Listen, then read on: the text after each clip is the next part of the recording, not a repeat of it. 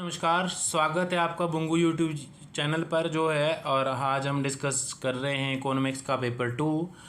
निम्नलिखित में से कौन सा अस्तित्ववादी शिक्षा की वकालत करने वाले एक शिक्षक द्वारा अपनाए जाने वाले रुख को दर्शाता है? तो दोस्तों ये जो है आपका ऑप्शन नंबर बी है, मूल्य वास्तविक व्यक्तिगत है। ठीक है, तो ऑप्शन नंबर बी जो है वो सही हो जाएगा इसका। नेक्स्ट है आपका दोस्तों, गांधीवादी शिक्षा का अंतिम उद्देश्य क्या है? तो गांधीवादी शिक्षा का जो अंतिम उद्देश्य है वो है आपका ऑप्शन नंबर सी, मनुष्य की उन्नति जो है वो सही होगा इसका।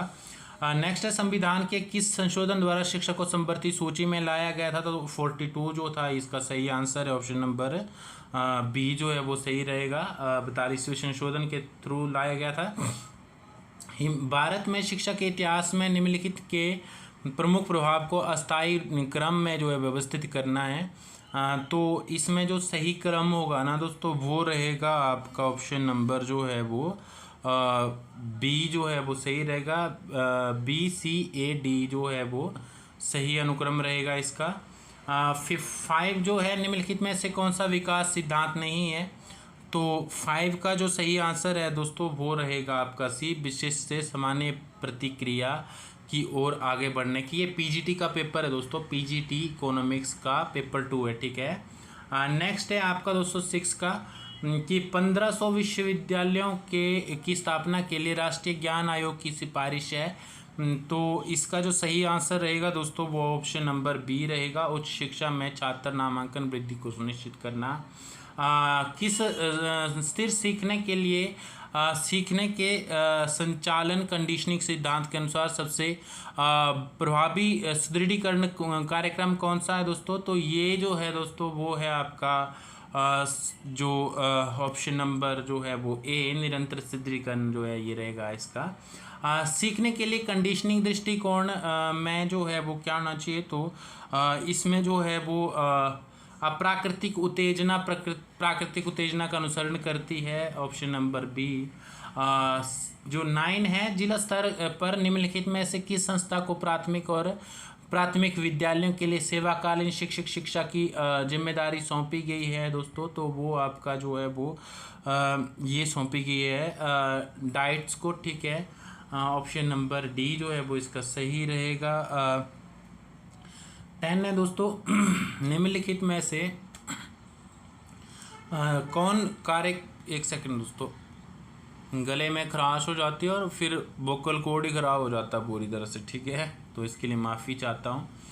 निम्नलिखित में से जो है वो आपको क्या करना है कि निम्नलिखित में से कौन सा कार्यक्रम सेवाकालीन शिक्षा में गुणवत्ता के सुधार से संबंधित है? तो ये संबंधित है दोस्तों, आपको कोट दिए गए हैं, कोट में से चूज करना है। तो C, D और E जो है वो उपयुक्त है और ये पहले दो नहीं है, तो ऑप्शन नंबर डी हो जाएगा आपका। नेक्स्ट है, निम्नलिखित में से कौन सा संगठन मुख्य रूप से शिक्षक शिक्षा के नीति निर्माण और गुणवत्ता नियंत्रण के पहलुओं से जुड़ा हुआ है? तो ये जुड़ा हुआ है दोस्तों आपका ऑप्शन नंबर जो है वो ये हो जाएगा।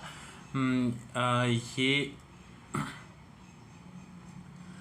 CBSE है और साथ में NCERT है, SCERT है, NCTE है। तो ठीक है, इसमें जो है आपको सही ऑप्शन ढूंढना है। तो 3, 4 और 5 जो है वो 3, 4 और 5 जो है वो ये जुड़े हुए हैं। ठीक है, और नेक्स्ट है आपका 12, निम्नलिखित में से कौन सा पाठ्यचर्या विकास का आधार नहीं है दोस्तों? तो विकास का जो आधार नहीं है ना वो है आपका मनोवैज्ञानिक, तो ऑप्शन नंबर ए हो जाएगा। नेक्स्ट है आपका 13, तो एक शिक्षक उन विद्यार्थियों के एक समूह के लिए उपचारात्मक कक्षाएं आयोजित करने की योजना बना रहा है जो पाठ्यक्रम में पिछड़ रहे हैं। उपचारात्मक कक्षाओं के लिए छात्रों का चयन करने के लिए शिक्षक को किस प्रकार का मूल्यांकन करना चाहिए दोस्तों? तो वो मूल्यांकन करना चाहिए आपको जो इसके लिए जो सही आंसर रहेगा ना दोस्तों वो रहेगा आपका नैदानिक मूल्यांकन। ठीक है, और रचनात्मक मूल्यांकन, पोर्टफोलियो आकलन। तो ये आपका जो सही ऑप्शन हो जाएगा वो हो जाएगा रचनात्मक मूल्यांकन। ठीक है, 14 है हमारे पास। अब सीखने के लिए क्या बोल रहा है कि सीखने के लिए मूल्यांकन में शामिल है शिक्षण अधिगम से पहले, उसके दौरान और बाद में मूल्यांकन, स्व मूल्यांकन, औपचारिक और अनौपचारिक प्रक्रियाएं, छात्रों के लिए फीडबैक, सीखने सिखाने की अनुक्रिया। तो दोस्तों जो 14 का जो सही ऑप्शन है वो ऑप्शन नंबर डी हो जाएगा। 1 2 3 4 सारे सही हैं। 15 है आपका ऑडियो और वीडियो संचार प्रौद्योगिकियों के माध्यम से विभिन्न स्थानों में व्यक्तियों के बीच वास्तविक समय दूरस्थ सहयोग का वर्णन करने के लिए किस शब्द का उपयोग किया जाता है दोस्तों? तो 15 है इसका। 15 का ऑप्शन नंबर बी हो जाएगा, पॉडकास्टिंग सही ऑप्शन है। नेक्स्ट है आपका दोस्तों 16 में क्या बोला गया है? 16 में बोला गया है दोस्त इसका जो है वो 16 में बोला गया है कि मॉड्यूल एक open source learning management system है। एलएम का पूर्ण रूप क्या है? LMS का पूर्ण रूप पूछा गया है। तो दोस्तों इसका जो सही रूप है वो होगा modular object oriented dynamic learning environment, ठीक है, ऑप्शन नंबर बी। तो 17 है दोस्तों कि निर्देशात्मक डिज़ाइन ढांचे के एडी मॉडल में संक्षिप्त नाम एडी के अक्षर आई और ई निम्नलिखित में संबंधित है दोस्तों। तो 17 का ऑप्शन नंबर डी हो जाएगा, कार्यान्वयन और परीक्षा जो संबंधित है। 18 है निम्नलिखित में से किसे TQM का स्तंभ नहीं माना जाता? तो 18 का जो है वो ऑप्शन नंबर डी हो जाएगा। UGC जो है ये हितधारकों का प्रबंधन, ठीक है, हितधारकों का प्रबंधन जो है वो नहीं माना जाएगा। ऑप्शन नंबर जो है वो 18 का डी है। 19 पूछा गया दोस्तों, देखो कितने सारे ऑप्शन जो है वो एकदम से डी ही लगाए जा रहे हैं ये लोग। निम्नलिखित में से कौन सा भारत में गुणवत्ता ढांचा नहीं है? तो UGC जो है वो इसमें भी ऐसा ही दिया गया है कि UGC जो है वो गुणवत्ता ढांचा नहीं है, ठीक है। नेक्स्ट है आपका दोस्तों कि समावेशी शिक्षा का मॉडल, शिक्षा का उद्देश्य क्या है? मॉडल का उद्देश्य क्या है? तो इसका जो है दोस्तों ये हो जाएगा आपका ऑप्शन नंबर ये भी डी हो जाएगा, ठीक है। उपयुक्त सभी जो है वो समावेशी उद्देश्य है। 21 है दोस्तों, बेरोजगारी दर निम्नलिखित में से किसका प्रतिशत मापती है? तो इसका भी ऑप्शन नंबर जो है वो श्रम बल को जो वर्तमान में बेरोजगार है, ठीक है।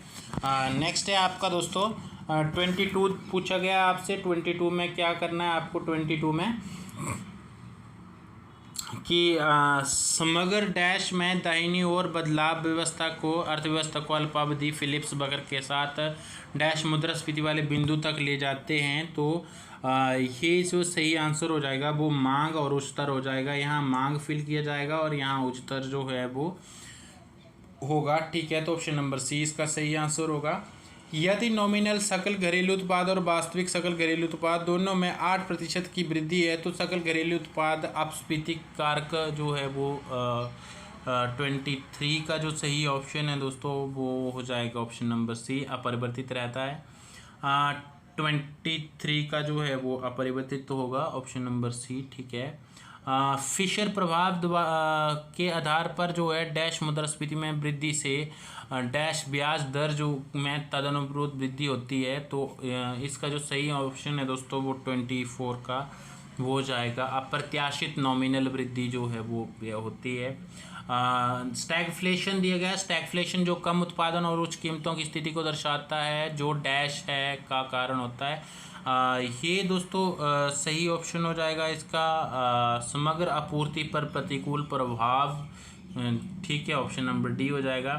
वे बिंदु जहां IS और LM वक्र प्रतिषेध करते हैं इंगित करता है कि डैश जो है वो इसका जो सही आंसर है ना दोस्तों 26 का सही आंसर ऑप्शन हो जाएगा दोस्तों सी।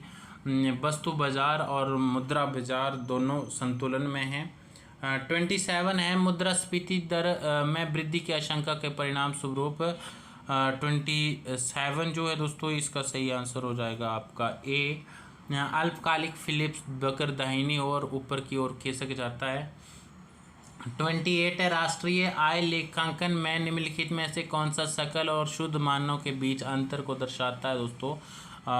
ये जो दर्शाता है दोस्तों वो आपका अचल पूंजी का मूल्यह्रास जो है वो ये दर्शाता है।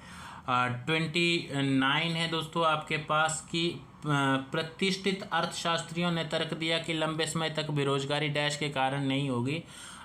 तो 29 का जो सही ऑप्शन हो जाएगा दोस्तों वो होगा ऑप्शन नंबर डी।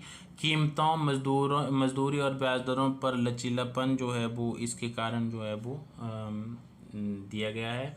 स्थिर बेग वाली अर्थव्यवस्था में वास्तविक सकल घरेलू उत्पाद की वृद्धि 4%, मुद्रा की वृद्धि 8%, वास्तविक ब्याज दर 2%, नॉमिनल ब्याज दर क्या होगी दोस्तों? तो 30 का ये जो है वो ऑप्शन नंबर बी हो जाएगा, 6% होगी। 31 है, प्रतिस्पर्धी बाजार में उत्पादन पर कर के आर्थिक प्रभाव कौन सा जो है उल्लेखित करता है दोस्तों? तो 31 का जो सही आंसर है वो ऑप्शन नंबर आपूर्ति और मांग लोच के बीच अंतर। ठीक है। 32 का दोस्तों हम देखते हैं कि सरकार की उधार ली गई धनराशि को निम्नलिखित में से किसके लिए आवंटित किया जाएगा जिससे सार्वजनिक ऋण से अर्थव्यवस्था में भीड़ भाड़ का प्रभाव पैदा होगा?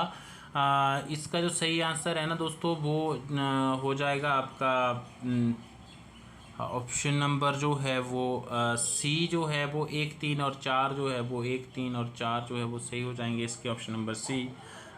33 दोस्तों आपके से पूछा गया है कि बाजार में विफलता कब होती है बोला? तो इसमें जो है बाजार कुशलतापूर्वक संसाधनों का आवंटन नहीं करता जिसके परिणाम स्वरूप स्तंभ नहीं होते हैं। ठीक है। What defines pure public goods? ठीक है। शुद्ध सार्वजनिक वस्तुओं का क्या परिभाषित करता है? तो शुद्ध जो ये जो है दोस्तों वो कई छोटे अनुप्रयोगों से उपलब्धता कम नहीं होती और वही इसे बहिष्कृत नहीं किया जा सकता। तो ये सी सही रहेगा। लिंडा हल संतुलन तब पहुंचता है? तो ये जो है वो ऑप्शन नंबर जो है इसका सही होगा दोस्तों डी। 1, 2 और 3 जो है वो सही होंगे इसके। मतलब तीनों को तीनों सही है। ठीक है। क्या बोला गया? हाँ 30। हाँ ठीक है। नहीं दोस्तों इसका जो है 36 का हम लोग डिस्कस कर रहे हैं। तो 36 का जो ऑप्शन नंबर जो है वो सी होगा। 1 और 2 सही होंगे। ठीक है। मार्केट बोरोइंग और एक्सटर्नल बोरोइंग सही होंगे इसके। तो एक सेकेंड थोड़ा सा गड़बड़ हो गया। How do the state government in India finance their gross physical deficit? तो इसका मार्केट बोरोइंग और loans from the central government जो है वो 36 का जो है वो सी जो है वो हमारा ऑप्शन नंबर सही होगा। और 37 है हमारे पास FRBM समीक्षा समिति का सुझाव है कि केंद्र और राज्यों के बीच भारत का सार्वजनिक जो है ऋण से सकल घरेलू उत्पाद अनुपात घटाकर 60% होना चाहिए जिसमें जो है वो तो ये है आपका केंद्र के लिए 40% और राज्यों के लिए 20%। ठीक है। तो इसमें जो दोस्तों नेक्स्ट है आपका 38। किसी संघ राज्य के भीतर ऊर्ध्वाधर और क्षैतिज संतुलन को आमतौर पर कैसे हल किया जाता है? तो इसे हल किया जाता है दोस्तों स्थानांतरण और उधार प्रक्रिया विधि। 39 है आपका राजकोषीय घाटा क्या परिभाषित करता है? तो राजकोषीय घाटा जो है वो राजस्व प्राप्तियों ऋण वसूली और अन्य प्रति गामा और कुल व्यय के बीच का अंतर जो है वो दिखाता है आपको। ठीक है।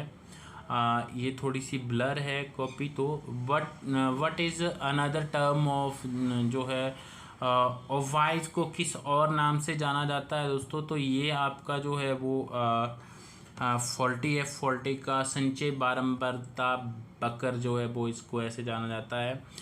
41 है दोस्तों आपका 41 एक प्रवृत्ति को अर्ध औसत की अवधि द्वारा मापा जाता है जब जो है इसका सही आंसर होगा दोस्तों सी प्राकृतिक रैखिक हो। ठीक है। निम्नलिखित में से कौन सा कथन नकारात्मक विषमता प्रदर्शित करने वाले वितरण में केंद्रीय प्रवृत्ति माप के क्रम को सटीकता के रूप में दर्शाता है दोस्तों, तो ये 42 का है आपका बी, मोड माध्यमिक का और माध्य। 43 है कि दिए गए प्लॉट में कौन सा प्लॉट आश्रित और स्वतंत्र चर के बीच रैखिक संबंध का परीक्षण करने के लिए प्रयुक्त है। तो ये जो सही ऑप्शन है दोस्तों 43 का, वो हो जाएगा बी, स्कैटर प्लॉट। 44 है वे कौन सी स्थितियाँ जिसमें टाइप 1 त्रुटि होती है। इसमें जो है दोस्तों वो शून्य परिकल्पनाएं सत्य होने पर भी अस्वीकृत हो जाती है, ये हो जाएगा इसका। 45 है दोस्तों संबंध विश्लेषण की प्रमुख विशेषता क्या है।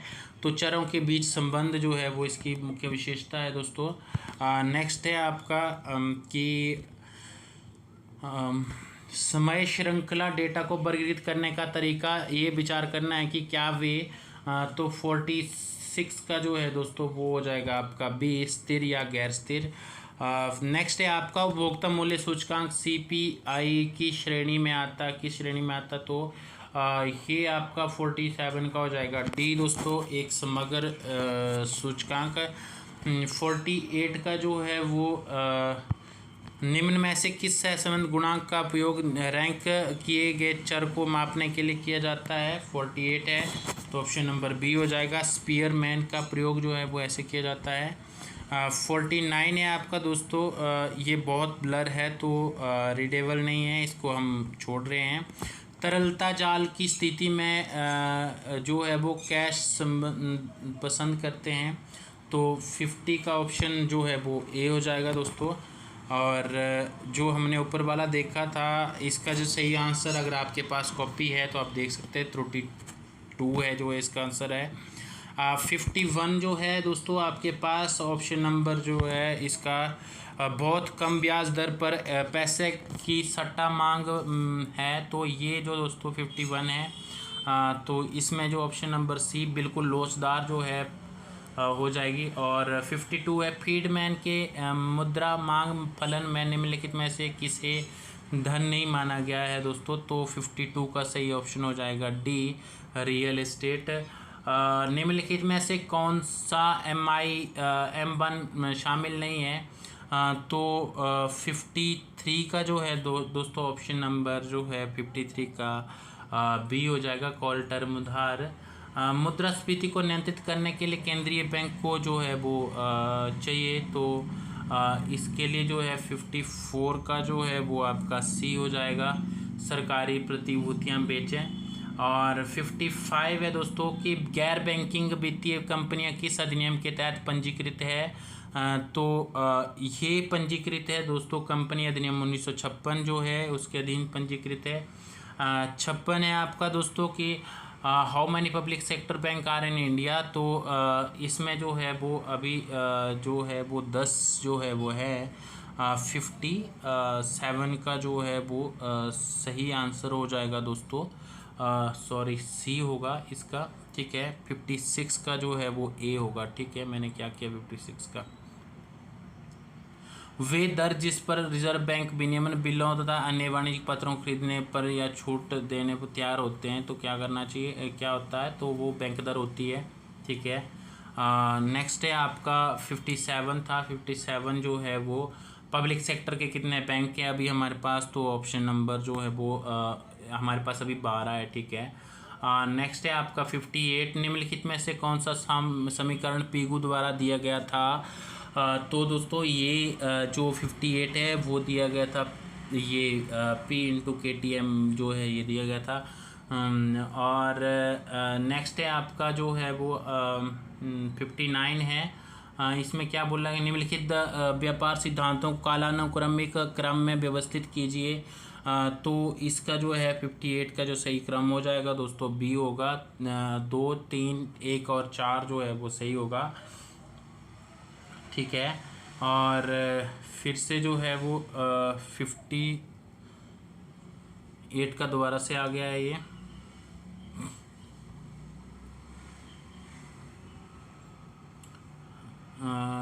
साथ में ये 60 है दोस्तों, 60 के क्या बोल रहा है कि यूरो करेंसी बाजार शब्द का तात्पर्य है, तो ये दोस्तों है आपका वाणिज्यिक बैंक अपने निर्गम वाले देश के बाहर जमा करते हैं, ठीक है। 61 है, निम्नलिखित में से किस अर्थशास्त्री ने तुलनात्मक सिद्धांत के लाभ के सिद्धांत को अर्थशास्त्र में कुछ विचारों में से एक जो स्पष्ट हुए बिना सत्य के रूप में टिप्पणी की? तो ये है दोस्तों 61 का ऑप्शन नंबर बी हो जाएगा। सैमुअलसन जो है वो सही आंसर है इसका। फिर है 62, यदि दो राष्ट्र ए और बी, दो वस्तु एक्स और वाई दुनिया में ये स्थापित हो जाता है कि राष्ट्र ए को वस्तु एक्स में तुलनात्मक लाभ है तो राष्ट्र बी के पास होना चाहिए। तो दोस्तों राष्ट्र बी के पास होना चाहिए वस्तु वाई में तुलनात्मक लाभ, ठीक है। नेक्स्ट है आपका जो दो देशों के बीच सापेक्ष वस्तु की कीमतों में अंतर निम्नलिखित अंतर पर आधारित हो सकता है, तो ये 63 का जो सही ऑप्शन होगा दोस्तों ऑप्शन नंबर डी होगा। ये तीनों चारों जो है वो होने चाहिए उसके पास। नेक्स्ट है आपका कि विदेशी उत्पादकों को व्यवसाय से बाहर करने के लिए किसी वस्तु की लागत से कम कीमत पर या विदेश में कम कीमत पर अस्थायी बिक्री कहलाती है, तो ये दोस्तों ये कहलाती है आपकी शिकार डंपिंग, छिटपुट डंपिंग, ठीक है। तो डंपिंग है ये निरंतर डंपिंग, स्वैच्छिक निर्यात प्रतिबंध, तो ये हो जाएगा आपका ऑप्शन नंबर ए, ठीक है।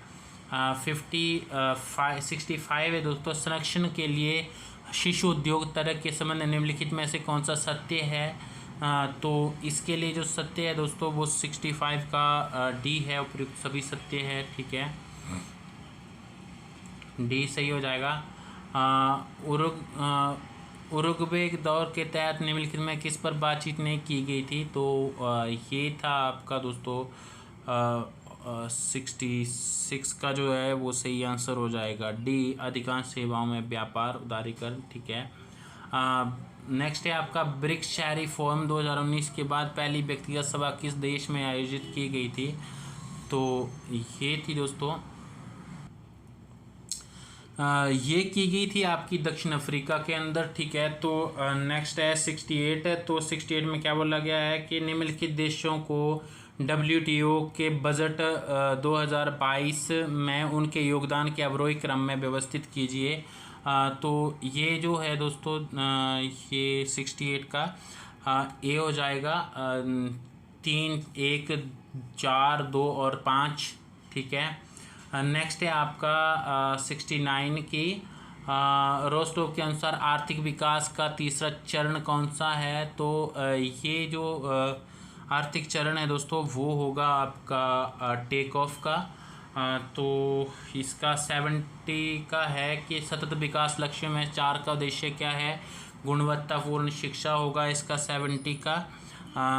और आधारिक आर्थिक विकास का लाभ जनसंख्या के सभी क्षेत्रों तक पहुंचेगा कहलाता है, तो ये दोस्तों है आपका 71 का ऑप्शन नंबर डी होगा। ट्रिकल डाउन प्रभाव जो होता है वो सही होगा। लुईस का तात्पर्य श्रम की असीमित आपूर्ति से था, तो ये जो है दोस्तों आपका 72 का सही आंसर हो जाएगा बी, श्रम की आपूर्ति के अनंत लोच। और 73 है, निम्नलिखित में से कौन सा कथन पूंजी संचय के सुनहरे नियम के लिए सत्य है? तो 73 है इसका जो सही आंसर होगा दोस्तों वो होगा आपका ऑप्शन नंबर डी, केवल कथन 2 सत्य है। हैरोल्ड डॉमर मॉडल के अनुसार यदि ये वाला जो 74 है तो 74 का दोस्तों ऑप्शन नंबर हो जाएगा ए, दीर्घकालिक मुद्रास्फीति। 75 है, जनसांख्यिकी परिवर्तन के तीसरे चरण का तात्पर्य है, तो 75 का हो जाएगा दोस्तों डी, निम्न जन्म दर और मृत्यु दर, ठीक है। 79 का हो जाएगा बाल रस का सामान्य संतुलन मॉडल उपयोग करता है, तो ये हो जाएगा दोस्तों डी, रैखिक युगपत समीकरण की प्रणाली। 80 है, एकाधिकारी प्रतियोगिता में एक फर्म निम्नलिखित में से विज्ञापन करती है, तो इसका जो सही आंसर होगा दोस्तों वो हो जाएगा सी, इसके उत्पाद की मांग को कम कीमत लोचदार बनाए। 81 है, अल्पकाल में उत्पादन बढ़ने के साथ निम्नलिखित में से कौन सी लागत लगातार कम होनी चाहिए। तो दोस्तों ये जो है वो ऑप्शन नंबर डी हो जाएगा इसका सही, अस्थिर लागत। ठीक है। क्वासी रेंट आभासी लगान निम्नलिखित में से किसके प्रभाव से होता है। तो 82 का ऑप्शन नंबर डी हो जाएगा, PABC। निम्नलिखित में से कौन सा जोड़ा सही सुमेलित नहीं है। तो इसका जो सही जोड़ा सुमेलित नहीं है वो दोस्तों ए है, प्रतिस्थापन प्रभाव JR हिक्स। इससे आगे का पार्ट ब्लर आ रहा है दोस्तों पूरी तरह से, और इसीलिए जो है वो आपसे एक विनम्र विनती है कि नेक्स्ट पार्ट हम लोग ले आएंगे बहुत जल्द। आगे का 20 क्वेश्चन का जो पार्ट बचा है वो ज़रूर आपसे शेयर किया जाएगा। आप जो है वो लाइक शेयर और सब्सक्राइब कीजिए बुंगो GS यूट्यूब चैनल को, और आपका सपोर्ट बहुत ज़्यादा रिक्वायर्ड है। साथ ही साथ जो है वो जिस तरीके से जो है वो पेपर का पैटर्न बदल रहा है, तो बहुत सारे सुधार करने की आवश्यकता हर स्टूडेंट को है ही है। तो थैंक यू सो मच। जय हिंद, जय भारत दोस्तों।